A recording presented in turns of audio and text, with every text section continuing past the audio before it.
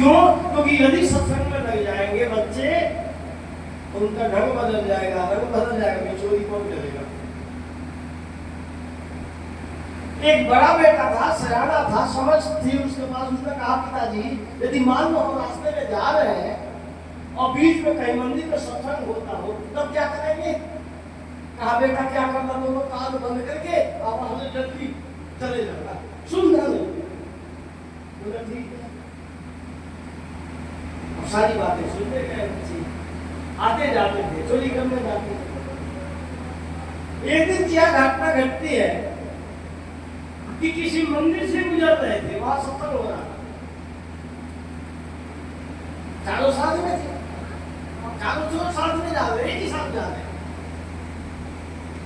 जब देखा कि भाई उधर से तो आवाज आ रही है, पिताजी ने तो ऐसा कहा है सत्संग की एक भी बात नहीं सुनना, अब क्या करें? अब तो सामने ही जा रहे हैं, आगे गुजरेंगे तो बात तो सुनाई देगी, तो ऐसा करें तो दूर पास में दिए देखा नहीं, काम बंद कर, जब काम बंद कर ली ताकि सुनाई देती।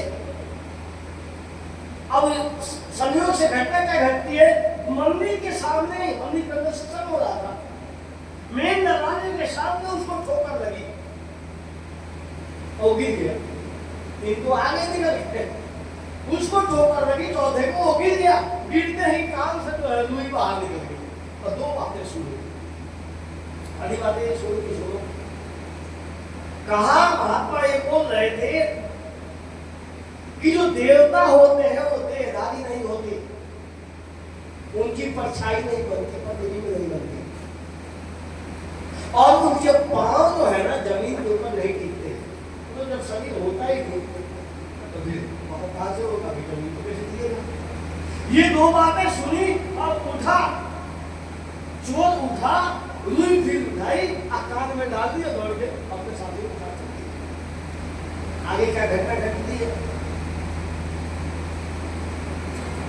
जाकर के वो चोरी करते हैं, रात्रि के समय जब चोरी करते हैं, राजा के घर में चोरी करते हैं, और चोरी करके पूरा माल गहने सोने चांदी लेकर आते हैं।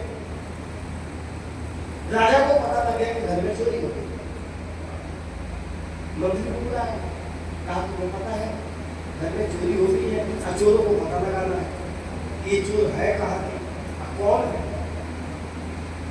मंत्री को पता था कि ये पहाड़ी के नीचे चोरपुर गांव है, वहीं के चोर है, तो चोरी करते बता दिया कि यहाँ से थोड़ी दूर पर पहाड़ी है जिसको डूंगर कहते हैं, डूंगर के नीचे उनका रहना होता है, वो वहां चोर ही रहते हैं, चोर तो गाँव है। बोला ठीक है, तो कैसे कैसे पकड़ोगे? कहा वो हमारी बात हम पकड़ेंगे। अमावस्या की रात उसने जो है ना काली का रूप नकली जो है बाल लगा दिए, खप्पर ले ली, और काली का रूप तो जाते हैं जीव निकाल करके, ऐसा ही नकली जो है मुखौटा लगा दिया, और खप्पर हाथ में लेते हुए वहां पहुंच गया। रात्रि के समय वो बांट रहे थे संपत्ति, चोरी करके आए थे। जाकर के उसने कहा, जो काली बना हुआ था जो मंत्री, उसने कहा रात तो बहुत लंबी हाथ वाली होगी, संपत्ति खूब मिला होगा। बोला हाँ, तो ऐसा करो पहले मेरी पूजा दे दो, बाद में तू धन मांगना। और चोर थे बोले हाँ माता को तो पूजा देनी ही पड़ेगी। बोला ठीक है माता, ये अवश्य आ गई है, और कल जो है ना निश्चित है तुम्हें जो है हम बलि देंगे। बोले ठीक है। सबने स्वीकार कर लिया कि देवी आई है, क्योंकि चोरों के उपासन जो होती है काली होती है। देखा नहीं होगा हिंदू में और नारायण में इसकी उपासना और काली की उपासना करते हैं, बलि देते हैं। उसने चोरों ने स्वीकार कर लिया कि बलि पक्की देंगे, लेकिन जो ये सत्संग में सुन रखा था कि जो देवता होते हैं उनका शरीर नहीं और उनका पांव जमीन पर नहीं गिरता। उसने जो है ना बत्ती जलाई, आग जलाया, जो भी साधन था वो देखा तो देखा कि वो पाँव भी दिख रहा है और परछाई भी बन रही है।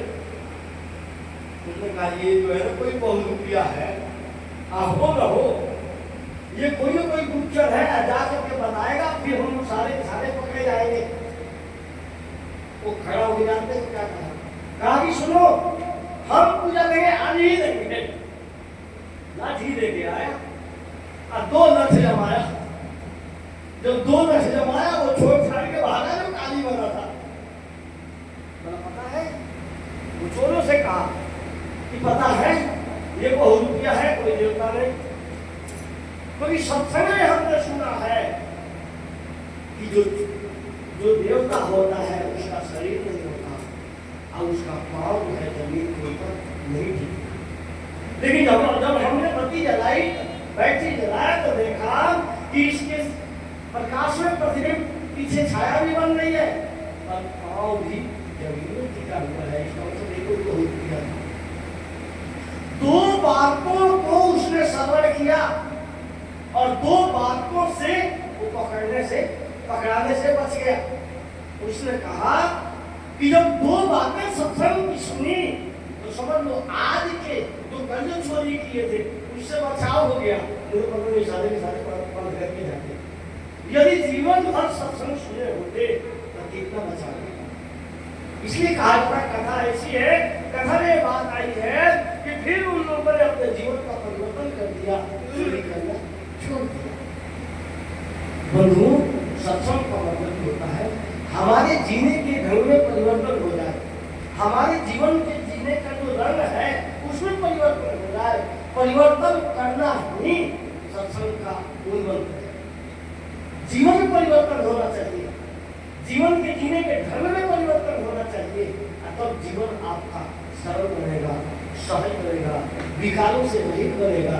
तब फिर भूमिका, ये भूमिका है सत्संग की भूमिका है सत्य के लिए, सत्संग की भूमिका है विकारों को समझने के लिए, सत्संग की भूमिका है मोह ममता आदि विकारों को समझने के लिए, और सत्संग की भूमिका है अपने स्वरूप को समझ करके स्वरूप को ठान।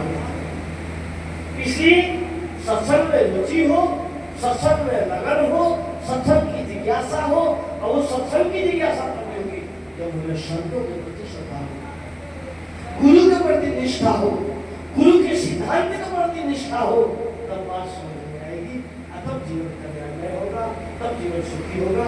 इन्हीं सब के विश्वास है।